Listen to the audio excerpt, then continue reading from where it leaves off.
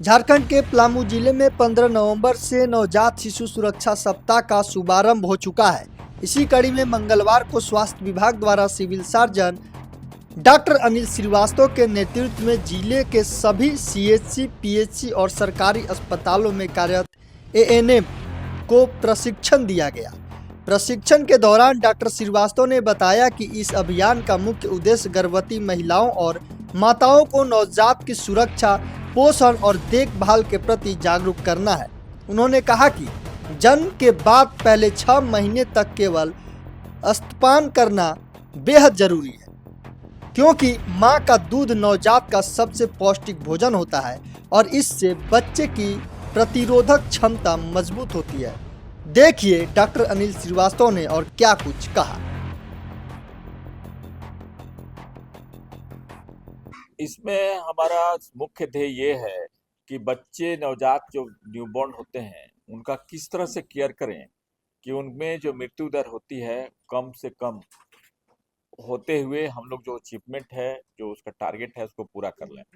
तो इसमें मेनली हम लोग को ध्यान देना होगा कि बच्चों में जो न्यूबॉर्न होते हैं उनमें किस कारण से मृत्यु दर ज़्यादा होती है।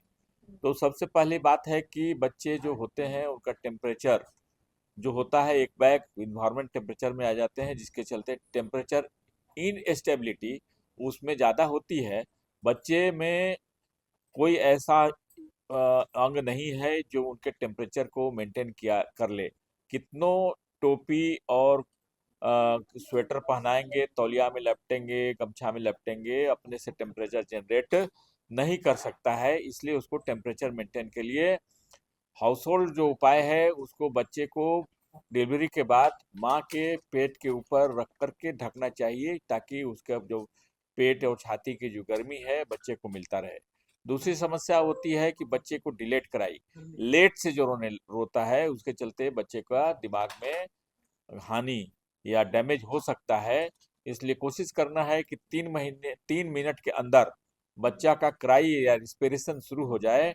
तो सबसे पहले तो है कि बच्चे को ओरोफेरेंजियल नेजल सक्शन जो होता है, जो उसमें जो अंदर जो सिक्रीशन होता है डिलीवरी के बाद, उसको सबसे पहले निकाल लेना है ताकि उसका एयरवेज क्लियर हो जाए, वो सांस ले सके।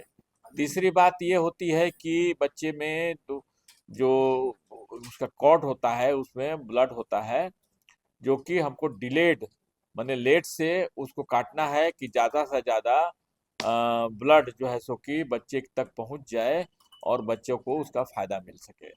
इसके बाद हम लोग को देखना होता है कि बच्चे में और क्या क्या डिफेक्ट है, जैसे कि फिजिकली देखने से जो डिफेक्ट दिखता है उसके बारे में, जिसमें ओठ का कटा फटा होना, पैर का टेढ़ा होना, या उसका जो स्पाइनल कॉर्ड है उसमें डिफेक्ट का होना, ये मुख्य है। इसको हमको देखना होगा।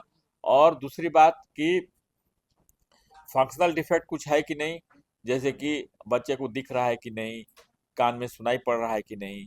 और मेटाबॉलिक डिफेक्ट, अगर कोई metabolic inborn error of metabolism है उसको स्क्रीनिंग करना, जैसे थैलेसीमिया के लिए, सिकल सेल एनीमिया के लिए, और भी बहुत से तरह की बीमारियां हैं जो लीवर के चलते होती हैं, लीवर में एंजाइम के डिफेक्ट से होती हैं।